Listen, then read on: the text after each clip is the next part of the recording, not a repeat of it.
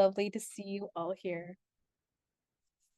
I think most of the folks who did decide to join us today are here, so I guess we can just get started. So hi everyone, welcome to the second panel in our Climate Conversations panel series featuring the Starfish Canada's top 25 environmentalists under 25. Today's session will be recorded, so if you have a preference to keep your camera off, that's totally fine. So yeah, for those of you who are new to the Starfish, we are a nonprofit organization that empowers youth through our national journal and amplifies change through programming and education. The Top 25 program is an embodiment of passion, forward thinking, and we award 25 young environmental leaders with not only physical awards, but also provide them with opportunities to continue to grow. And this is actually one of those opportunities, which is super cool. So our 6-part series will feature our top 25 winners of this year, so 2024, and we'll cover various topics including sustainability, colonialism, reconciliation, policy change, and much more. And we're so happy to have you join us today. So before we get started on introducing our panel and introducing our amazing panelists, I want to acknowledge that the Starfish Canada's work stretches across the homes of many First Nations, and many treated, unceded, unsurrendered Indigenous, Métis, and Inuit communities in what is colonial known as Canada. I am coming from Treaty 13 on the traditional lands of the Anishinaabe, Haudenosaunee, and Mississaugas of the Credit River, also known as Toronto. Today is a beautiful day here in Toronto, and we're lucky to have this time together while the sun sets on the eastern side of Canada. So my apologies if my lighting does change throughout this hour.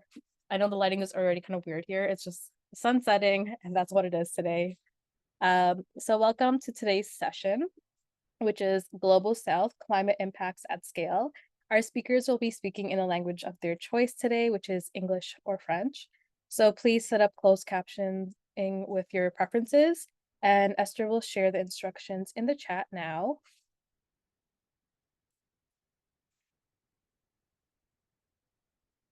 I'll give folks a moment to set those controls if need be.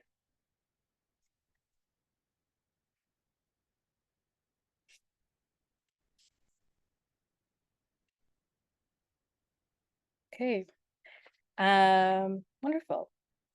So let me introduce our panelists as folks set up their speaking languages and language preferences. So first on our panel is Juliana Janot.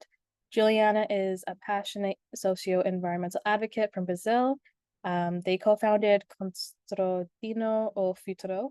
My apologies if I haven't said that completely right. So and they created this to empower youth globally and has represented Brazil in international climate campaigns.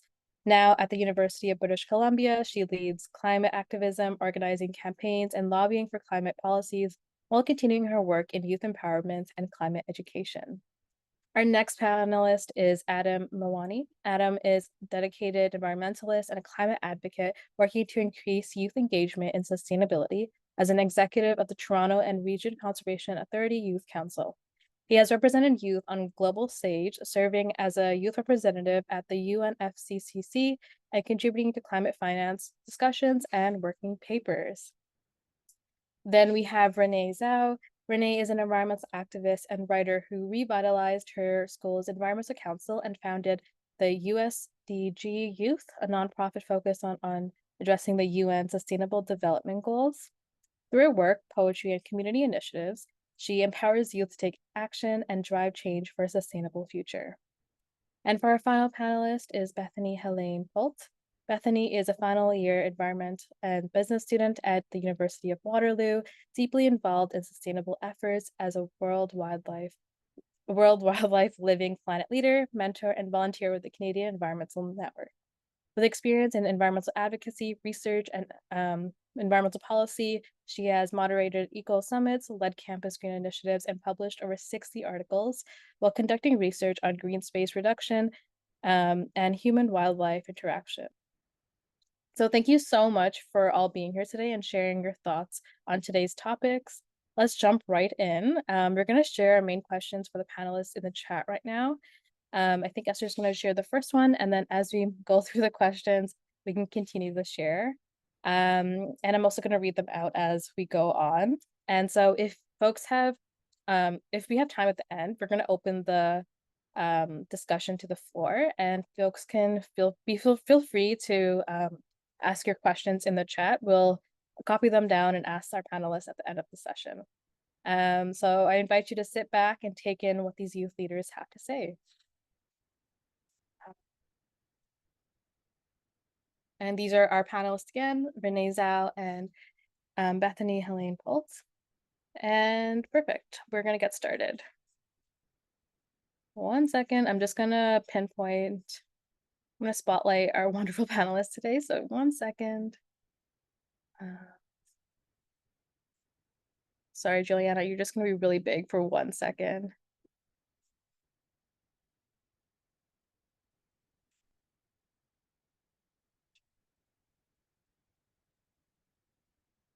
Okay, beautiful. Okay, so we're gonna ask the first question. So our first question is, how can we shape a more just and sustainable future worldwide? And what does that just future look like to you? Would any of our panelists, would any of you would like to start? I can start? Yeah, of course. Yeah, so hi everybody, my name is Juliana. I'm coming from Vancouver, connecting in the lands of the Musqueam, Tsleil-Waututh, and Squamish nations. I grew up in Brazil, in the land of the Tupi-Guaranese peoples, and since growing up, I would, like, as a kid, I would see like other children like me, but in the streets, and really like growing up seeing the inequalities and poverty in Brazil really motivated me to dedicate my career and my life to helping guarantee a world where every human being have its dignity respected. And for me, that's what a just future means, in which everybody has the opportunity to be a human being, right? And the reason why I connect this to the environment, and that led me to become an environmentalist, is that I understood that climate change is really the greatest threat to human rights in our generation, right? And especially in the global south, right? If we think about this inequality. So there's an peer-reviewed article from Jason Hickel that says that 98 to 99% of the deaths of climate change happen in the global south, and 82 to 92% of the costs are bared by the global south. And meanwhile, the global north contributes to 92% of the consumption-based emissions, besides their fair share, right? And the planetary boundary. So like it means that we see that the environmental issue is inherently a social issue, and that's why I feel like a just future means a sustainable future. We can't separate the two. Yeah, thank you so much, Juliana. I think that getting those perspectives and those numbers it really kind of puts our own roles in this into perspective. So thank you for that. Would anyone else like to share their thoughts? Sure. Hello. Thank you, Juliana, for sharing your thoughts. I'm Bethany.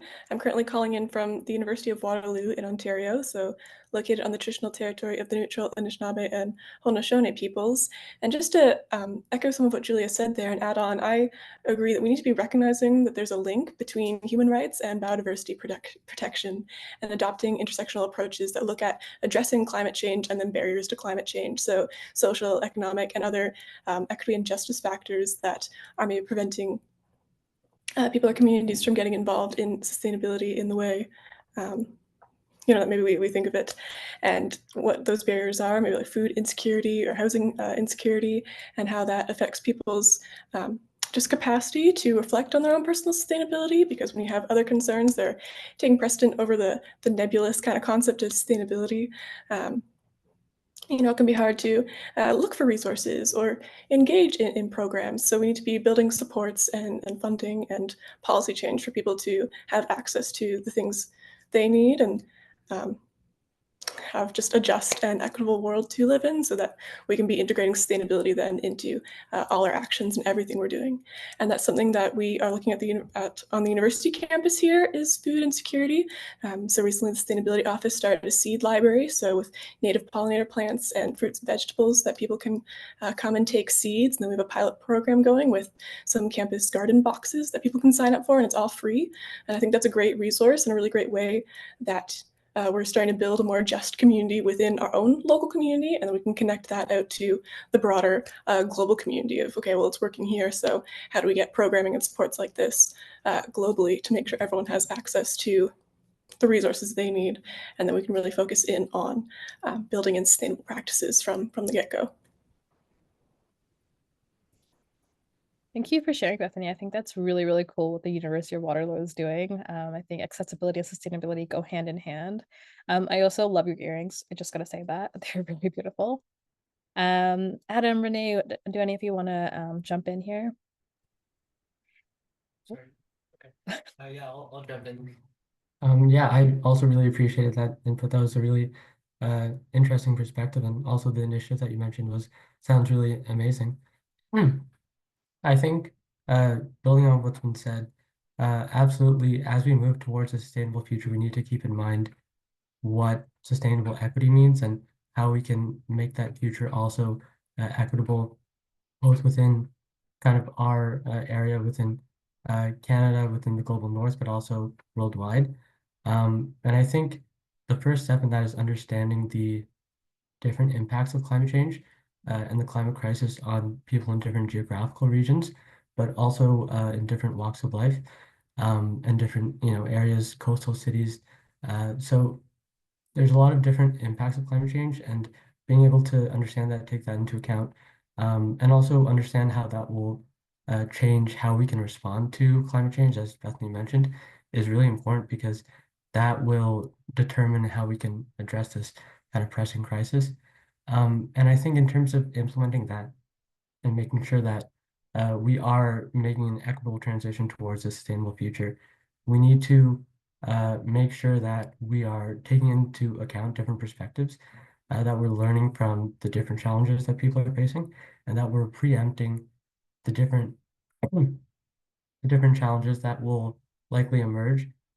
We are already seeing great increases in natural disasters and climate refugees in different parts of the world. So being able to preempt the growth of that moving forward and address it now rather than being reactive later is one example of how we can make sure that we're understanding the different contexts of climate change and really addressing those for everybody and for an equitably sustainable future.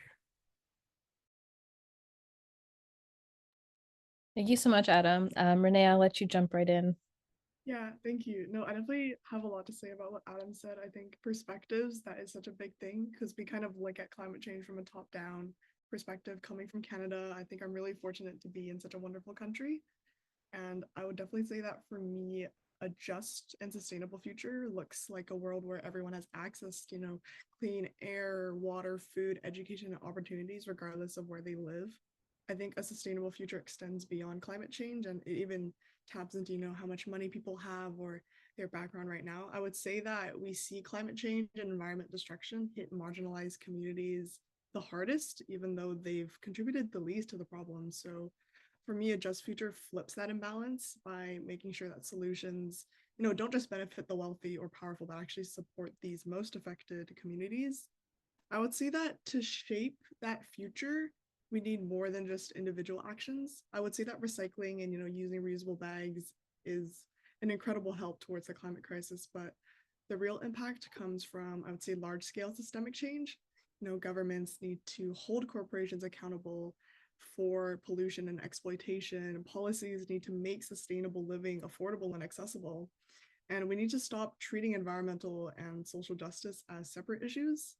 A just world for me is one where sustainability isn't a privilege, it's kind of a given to everyone. And that means making sure renewable energy, public transportation, ethical supply chains and green jobs aren't just for wealthier countries or communities, but are prioritized for everyone. So yeah, I would also just lastly, just to highlight, I would say that a just future also means representation in decision making.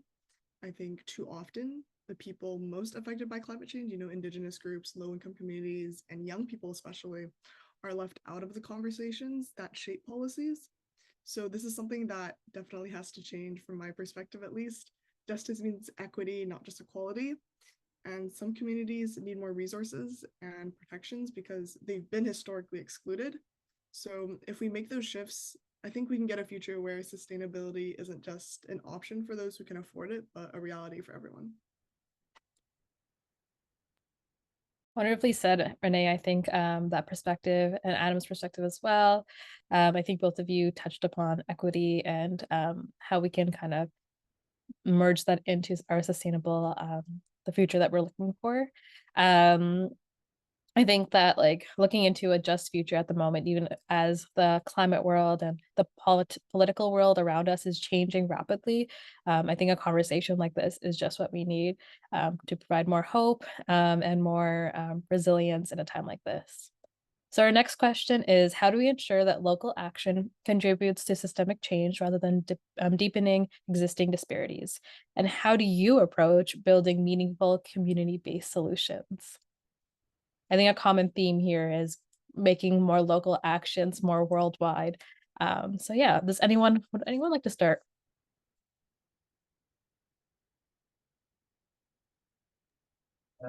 Starts off with this one.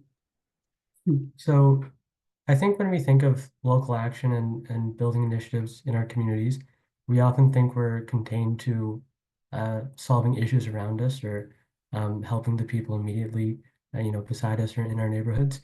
But we can make a much larger difference. I think one of the first steps in that is working on knowledge mobilization and understanding the challenges. So one step of that is learning about the global issues that exist and really understanding um, how the different challenges that are facing people, not just immediately in your community, um, in the global south, in different parts of the world, but also in different parts of Canada, um, are affecting those individuals, and being advocates for not just yourselves, but everybody who needs advocacy on their behalf, because oftentimes the people who really need advocacy and a seat at the table, as Renee mentioned, aren't really included in these discussions. So being advocates and being environmentalists in our communities, it's important that we take into account the different perspectives and the different challenges that people face. And I think beyond that, contributing to systemic change, there's a lot of different ways to build local initiatives into broader systems and broader initiatives, really. So one example of this is the Sustainable Development Goals. They're a great way to kind of define our projects and define our work, and guide our work towards something that can go with other local initiatives, but also other work that's being done outside of our communities. Another great resources that I found is the UN Framework Convention on Climate Change, which I've done a little bit of work with. They organize the COP conference annually, but they also organize the Conference of Youth, which is a similar version for youth, specifically targeting those stakeholders. And they also try and organize regional and local conferences across the globe. So last year I had the opportunity to work on the organization of the North American Regional Conference.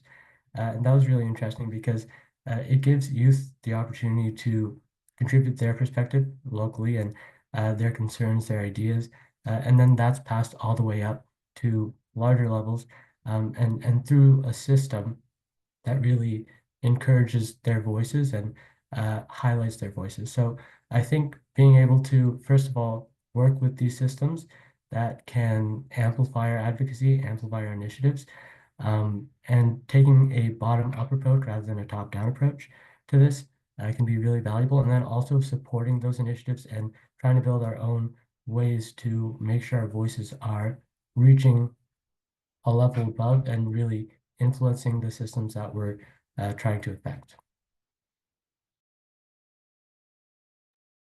Thanks so much, Adam. I think that you and Renee both touched on this, is like getting the minority groups a seat at the table. And if they don't have that opportunity, making sure that the folks who are at the table are bringing those perspectives and asking those questions that are really important and vital to making change in those communities. Yeah, would anyone else like to add to this conversation?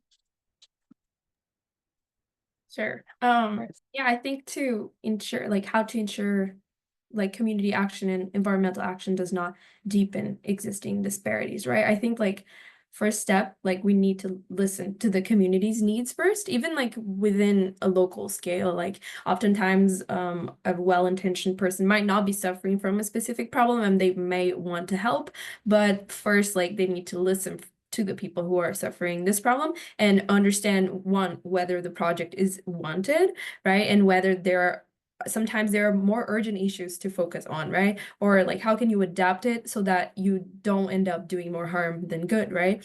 And another thing that I think it's also important for us to talk about, it's like how sometimes environmental solutions and climate solutions may be like end up being false solutions, right? Generating more inequality, and especially in the global south, right? So I want to bring up an example here. For example, electric vehicles, right? One battery of an EV requires a lot of cobalt, which is like a mineral, and 70% of the world's cobalt comes from the DRC, which is the Democratic Republic of Congo, in which this mineral, this extraction of minerals, is the main driver of war and human rights abuses and environmental destruction. It's like, you guys can search about it. It's really tough, the situation there.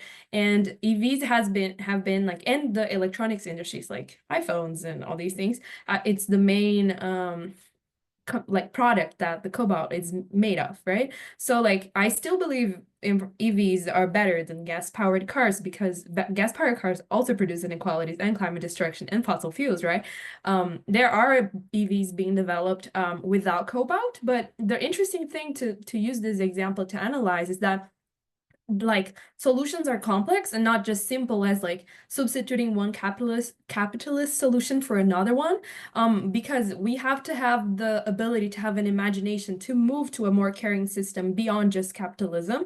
And for example, instead of just, if everybody in the world stopped having their powered car and used an EV, we would still like the environmental footprint, we would still need a couple planet Earths to sustain that lifestyle, right? So how can we think like, okay, maybe the solution is public electric transportation, right? Like better active transportation systems. And so yeah, I think I heard once that the climate crisis is actually a crisis of a failure of imagination, that we can achieve big things and changes, and oftentimes we just really look, so like you were talking about looking at the bigger picture, right? So not just imagining within our own system, because sometimes we need to change things and make things more transformative, think outside the box, how to not reproduce inequality, right? And so the idea of degrowth, for me, it's very fascinating, and I recommend everybody, if you can, there's a video on YouTube called Degrowth Explained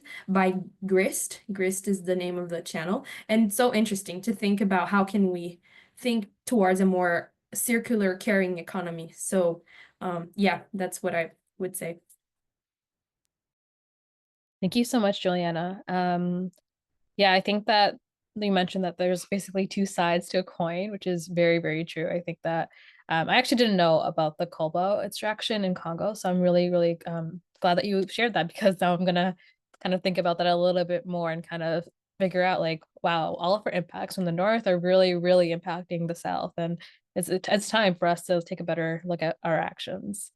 Renee, Bethany, would any of you want to? Yeah, Renee, go ahead. Oh, thank you. Sorry, Bethany.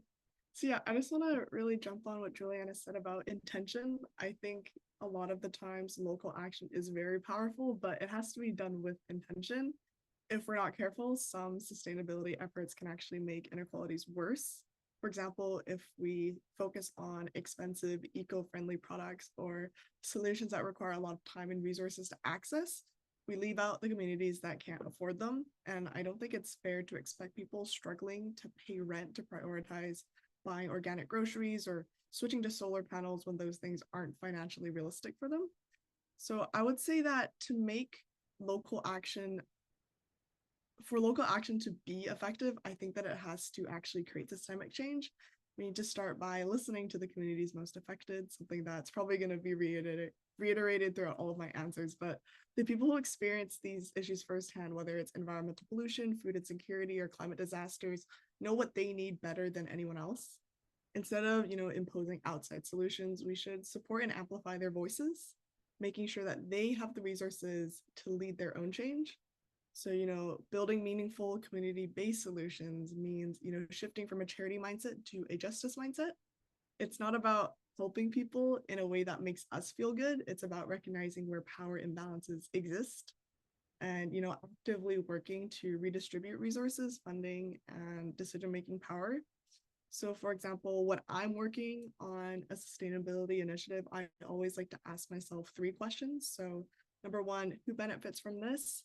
Number 2, who is being left out? And number 3, are we unintentionally reinforcing privilege? I think that one of the best ways as I've figured out to build real change is by connecting local efforts to larger movements. So I wholeheartedly believe that grassroots action is strongest when it feeds into bigger things like policy changes, advocacy, and even coalition building. A community garden is great, but it's even more powerful when it leads to policies that ensure access to fresh, affordable food on a larger scale. When I started my school's sustainable garden, it was great on its own, but when I was able to work with some of the people who are in my city, Delta, to kind of amplify that initiative, that's when I saw real change happening. So I would say that, just echoing that beyond other initiatives, a local climate protest is important, but it becomes systemic change when it pressures governments and businesses to change their policies. So yeah, all in all, for me, I would say that local action should always have a bigger vision, one that doesn't just treat the symptoms of injustice, but actually shifts the systems that cause them. So systemic change, I would say, trumps all. I love that. And thank you for sharing those 3 questions. I think in all of our work, we can kind of reevaluate and kind of ask ourselves those 3 questions as we move forward. So thank you for that, Renee. Bethany, the floor is yours. Okay, thank you. And thank you everyone for sharing your perspectives. I feel like I'm learning a lot and I was taking some notes. So Renee, I really liked what you're saying there about sustainability maybe not being financially realistic for everyone. And I feel like that's something I think about a lot as a business student, is how sustainability has been turned into a commodity in many ways. And we're selling sustainable alternatives and solutions to people. And then, like you said earlier, sustainability should not just be an option for those who can afford it, but a reality for everybody. So we've turned many facets of sustainability into something that is related to status or income or just capacity. Like you said, if people are struggling to pay rent, or I mentioned food insecurity earlier, sustainability might not be a top priority. So instead of selling people on sustainability, we could be divesting from certain products and instead building community capacity and skills, and then connecting that to the broader ecosystem, which I think goes back to Juliana's point on degrowth. And if you're interested in degrowth, or specifically economic degrowth, there's a fantastic book called Donut Economics by Dr. Kate Raworth, I want to say, and she's a short TED Talk on it too that summarizes the points. And it's a really interesting idea of challenging the way our economic systems work and the carrying capacity of the earth. And, have we gone too far? And what if we just stopped? What if we stopped within a limit? And how that is a very radical idea for many people, because we're taught that growth at any cost is really good. And in sustainability, often that cost can be detrimental, like Juliana, you mentioned with EVs and cobalt, just one example. And that really goes back to, I think, what Adam and everyone was saying, of having different people's voices at the table and who are we involving. So when you're thinking, I'm going to switch to an EV, but do you know where the parts of that EV are coming from? So part of systemic change could actually be looking at systems of supply and really knowing as a consumer where our products are coming from, and then using our voice and power as a consumer to put pressure on policymakers and the government to start changing from that high level what's been happening. Thank you so much, Bethany. I love all of these resources that you guys are all sharing. I'm like trying to take notes because I'm trying to figure out which resources I can kind of go and go and find later on. So I might actually email all of our panelists today with like, if you guys have any resources you want to share with us, send them over, because I'm happy to gather all of them. And I know that Nicole, who is here as well, she is going to be collecting like all the resources and making a resource document so everyone can share it. And this is what we're kind of doing at our Snack and Learn on Thursday as well. So kind of a little plug for our Snack and Learn on Thursday. So if folks are interested in learning more and getting their hands into how this conversation can broaden, please come. Oh, perfect. Thank you so much, Juliana. I really appreciate that. And I saw your message. Angela, thank you so much for sharing that as well. I think this is a really great opportunity for all of us to learn. Okay, let us go into our next question, which is, how can budding environmentalists stay focused on the bigger picture while working at a community level? So for this question, I am asking more about like, how do young environmentalists like yourselves, but even younger as well, how can they stay focused while all of these huge issues are going on across the globe? And they're doing more like local actions, like whether that's within their schools, whether that's within their own community centers. Yeah, how can they kind of stay focused on that big picture? Would anyone like to start? Yeah, I could start. Yeah. So yeah, I'm currently a high school senior. I've been sort of really into this whole environmental activism thing since grade 8, and an emotion that I felt from beginning to now is that it's really easy to feel overwhelmed when working in environmental activism, especially when so many of the problems seem so massive and so urgent. I would say that the climate crisis is global, and we feel that when we're creating initiatives, but most of the work we do happens on a smaller local scale, and that can sometimes make people, I know for me especially, it made me feel like my efforts weren't enough. But I would like to tell budding environmentalists that real change happens in communities first, and that every major movement in history started with small local efforts that build up over time. So one way to stay focused is to remind yourself that every action, no matter how small, it contributes to something larger. If you're working on a community project like setting up a sustainability program at a school or pushing for better recycling options in your town, it might feel tiny compared to the scale of the climate crisis, but those small wins add up, and local success stories inspire broader policies. And I would say that they shift social norms and create momentum for larger change. I think another important thing is to really stay connected to others. Activism can feel isolating, especially when the challenges are so big and daunting. For me, I found a lot of power and empowerment in finding a community, whether it's a local environmental group, an online network, or a group of friends who share your goals. Any kind of sense of community and home can make a huge difference, and it helps to celebrate the progress that you do make, even if it feels incremental and tiny. And then I would say that another really important thing that's often overlooked is to take care of yourself. Burnout is super real, especially when it feels like there's always more to do. The climate crisis is urgent, but we need people in this fight for the long haul. So that means recognizing that it's okay to take breaks, it's okay to step back when needed, and it's okay to rely on others. If we're going to make lasting change, we have to build a movement that is sustainable and, not just for the planet, but for the people fighting for it. So definitely take care of yourself as much as you take care of the environment. So those would be my tips. Thanks so much, Renee. I think that even as I approach my late 20s, I feel like self-care is something that we all need to prioritize, especially with everything that's going on in the world. So thank you for that reminder.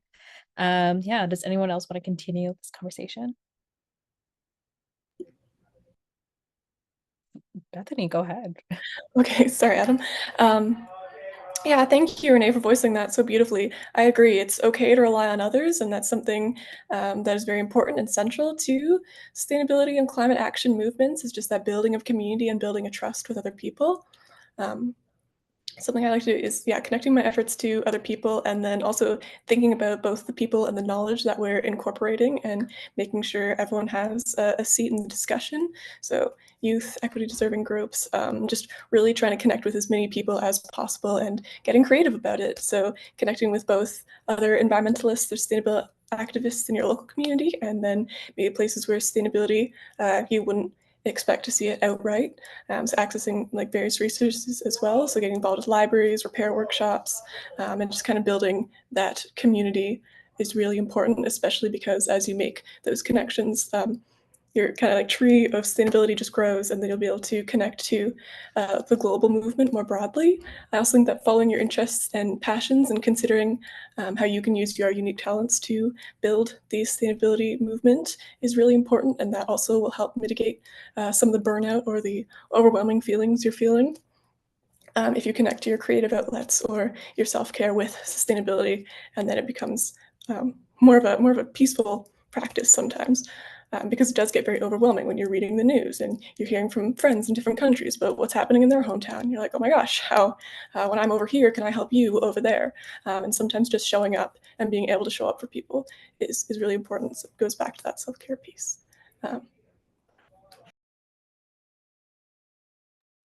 Yeah, thanks so much, Bethany. Yeah, I think sense of community and showing up for people is really, really key in this fight. So I appreciate that. Juliana, Adam, would any of you like to continue?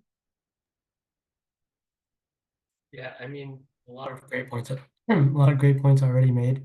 I think community really is central to it, and the people are really central to it. And even in feeling that you've made an impact, I think a lot of the times, as Renee mentioned, when you're building a community initiative, it doesn't feel super impactful, and feels like a drop in the pool of the ocean of what this challenge really is. But just know that if you can inspire someone else to take action, or if you can inspire two other people to take action, then that domino continues. You can make a really big impact just by expanding your network, working with other people, and just being an environmentalist, taking action in your community. Through working with others, you can have a really big impact. I think also beyond that, as mentioned, that really just helps keep up the fight and keep you, engaged with your work. And beyond that, I think we all have our own interests outside of environmentalism as well. And I think if you're able to bring that into the work you do in the climate space, whether that's in the space of business or science or anything else, if you can combine your interests, that is definitely makes it a lot easier to keep going with your work and stay engaged. And if you're passionate about it, you'll also, that passion is often contagious, and it makes it easier to work with others and easier to spread your ideas in that way. And I think also, as Bethany mentioned, not just working with environmentalists, but also working with maybe people who are in adjacent spaces, because ultimately every area of interest, every area of study has its connection to environmentalism. So if you're able to work with others and see how their work can align with what you're doing, you can really make huge strides in that way. And I think, yeah, lastly, personal care, definitely very important, and having that community around you. Awesome. Thanks so much, Adam. I love that you said like passion is contagious, because that is a huge, huge thing that it's so true. I think like expanding your networks and making sure that you share that passion outwards is really, really great. Juliana, the floor is yours. Thank you. And I love all the perspectives that were brought up. I think for me, it's really important, like, to ask this question, like how to focus on the bigger picture, right? Like, because I think it's really important to highlight the difference between individual action and systemic action. And like, it's not that I don't think that, like, what Renee has already touched on, right? Like that individual action doesn't work, but I feel that we can focus on individual actions that have systemic impact, right? So for example, like just understanding how like carbon footprint calculators were created by BP, which is like British Petroleum, right? And like even recycling was created by the plastics industry. So it's kind of like just shifting our attention from the big polluters and the big systems that are sustaining the problems, right? And so like I one day I was trying to understand what systemic action means. And my friend told me, like, one thing is if you go to the supermarket and you bring your reusable bag and you don't get your plastic bag. Another thing is the policy level. If the supermarket tomorrow simply says we're not going to give out more plastic bags, that's another thing. So then how can we in our community organize our community to pass on the policies that we want to pass? How can we organize to make our supermarket not give more plastic bags, to make our municipality not pass on more the gas, and to put down the heat pumps, right? Like, we recently had here in Vancouver a big win that was people power. Like, I was there at the city council. The council was gonna get out the heat pumps achievement that we had, and they were gonna put the gas back out. So how can we as a community get together and show, no, this is what we want? And then systemic action can happen at the bigger picture, right? So, and also support the movements that already exist, right? Because we already have a lot of people and organizations hoping to create this mass movement of people supporting bigger change, but they need like a base of a mass of people saying yes, right? So like, when there's a petition, sign the petition. When there's a strike, you can be in solidarity, come to the strike. So we're gonna have an April 11th, the global climate strike, so be there, right? I think that's a way that an individual action can work as a more systemic action when everybody really comes together, right? And it's really interesting what Renee said as well, because if we think about the big social wins in humanity, I cannot really think about any that was not through people power, grassroots power, right? So if we think about the apartheid, the civil rights movement, all of them really required people to get together in community, but to work, to see beyond the community, to look at the bigger picture, and to be stronger together to achieve the changes that they want. Because if we just rely on the top-down approach of the elites are being privileged in this current system. So we need to get together to show what we want, and to make the changes that we want to make.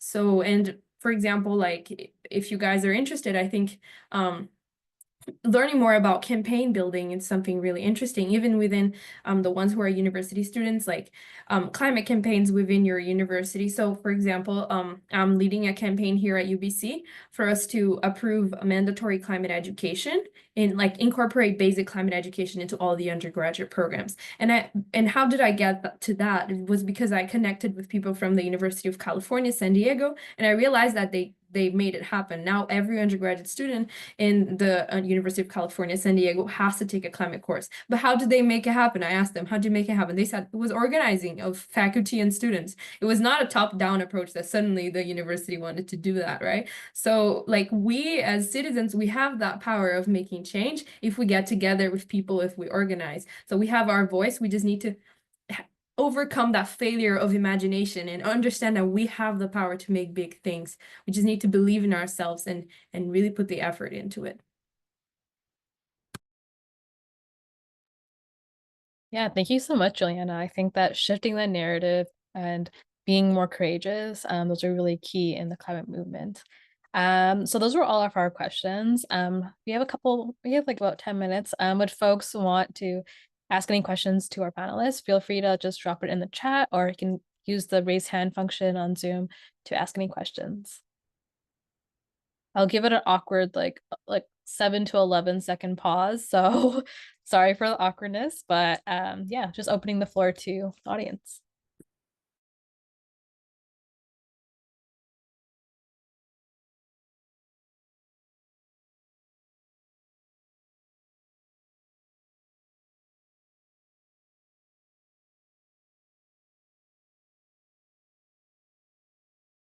I think maybe if the audience also has comments, right, we can also learn from them if they have something to add. Big yes. I'll give it another extra, like a couple seconds, but I also have a question. So maybe I'll ask my question, and then if folks want to add anything, they can ask it in the chat or unmute themselves. So I'm just kind of adding on to what Juliana said. What tips do each of you have for campaign building?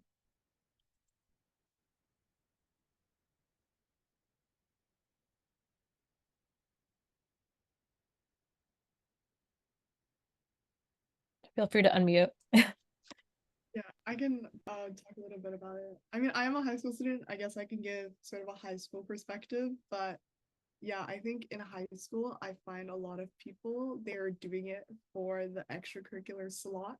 So I think you might catch a lot of people, joining an environmental council or joining our club, and they're going to be like, at the moment, they're going to be really passionate. They're going to really want to do it. But then when it comes down to doing the nitty-gritty work, suddenly they're dropping like flies and you don't know where your members are.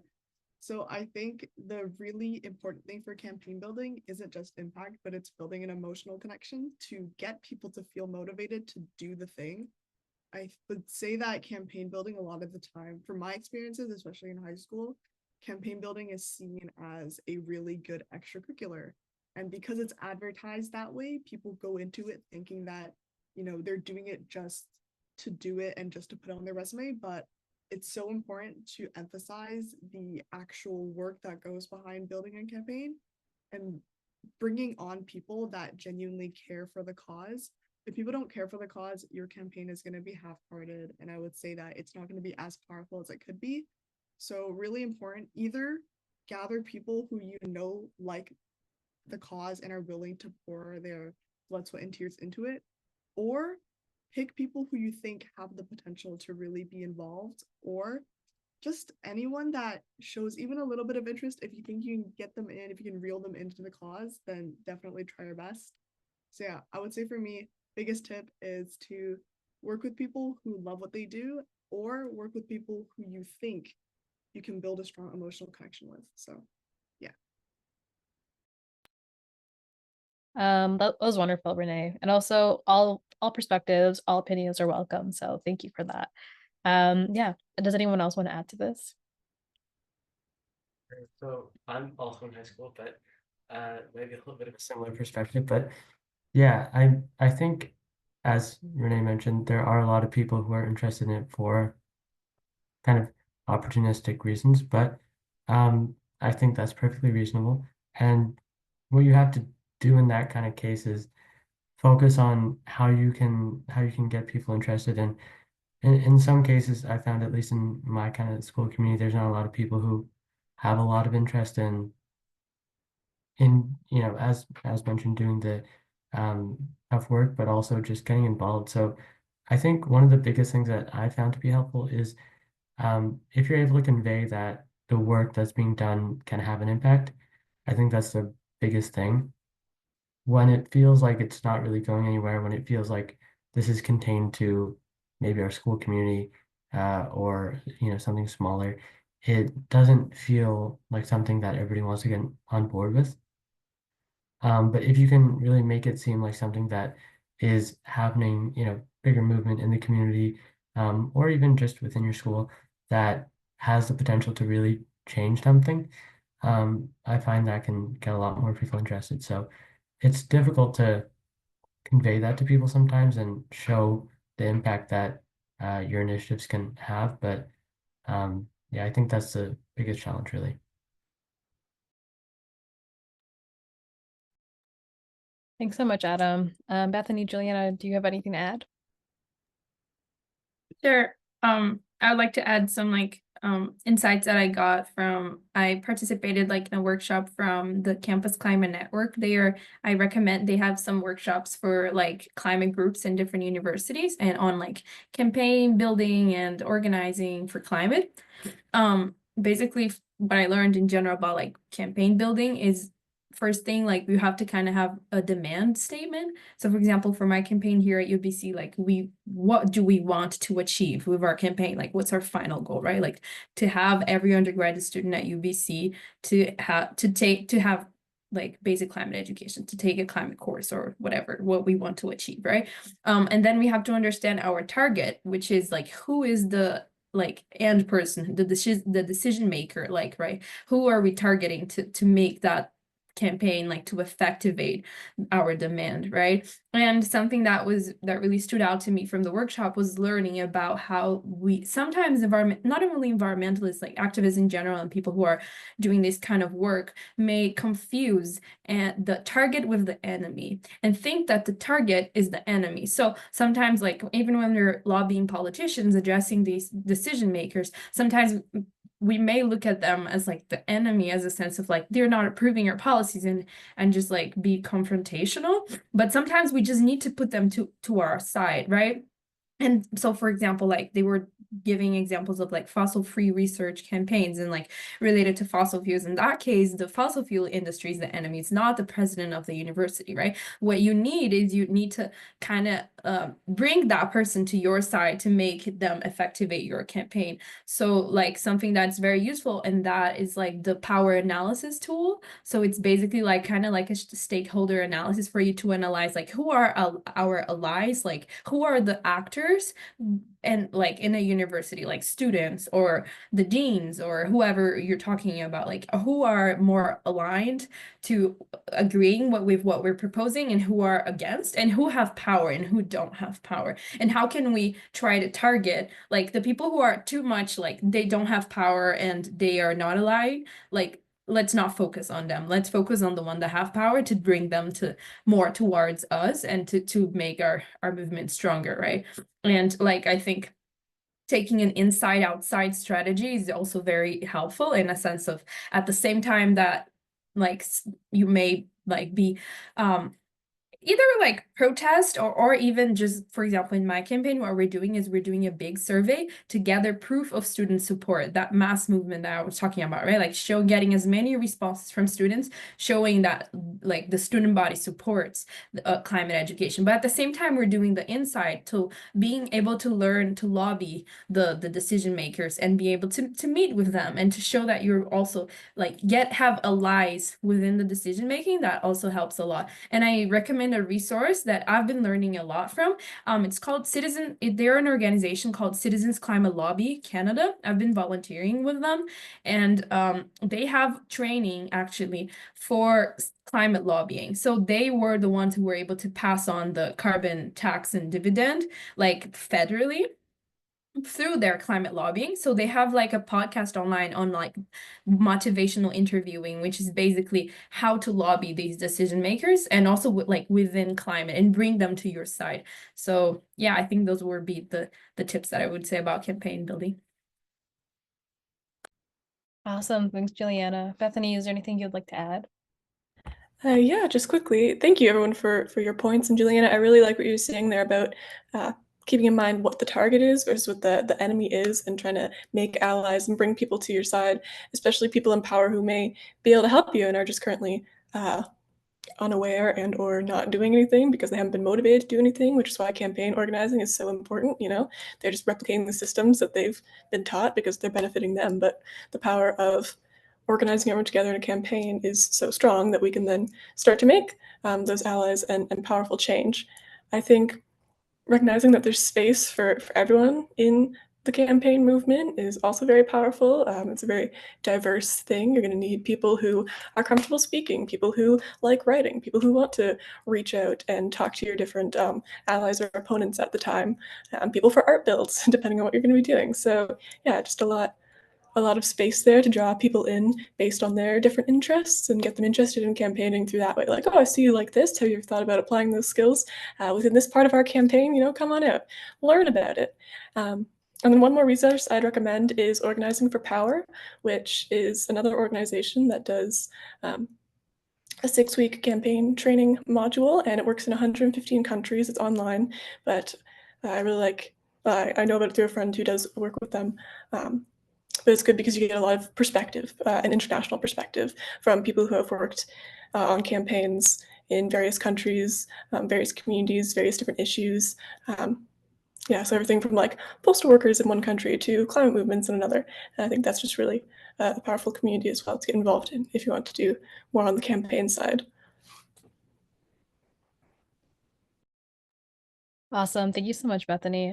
I am living for all of these resources. I'm like taking notes and I'm like, it's all scribbled down somewhere. So yeah, we're going to be sending everyone a document with all of these resources later. So keep an eye out for that. As we do have our last couple minutes, I did want to ask our panelists one more quick question. Just a quick sentence on like our final words of encouragement for the audience today. Like a quick sentence, 5 to 7 words. Does anyone want to start?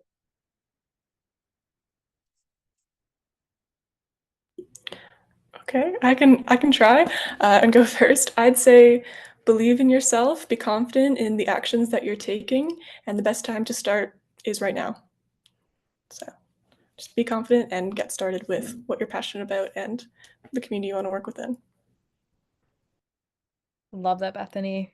Popcorn style. Julian, Adam, Renee, I saw you. Go. I go next. So a quote that I like to live by. It's a bit cheesy. It's from an anime that I watch, but set your heart ablaze is something that I live by. You know, always set your heart ablaze towards your passions, set your heart ablaze towards the things you want to do. And always think about your heart. Do what your heart tells you to do. And yeah, that was a lot more than 5 to 7 words, but set your heart ablaze. 4 words.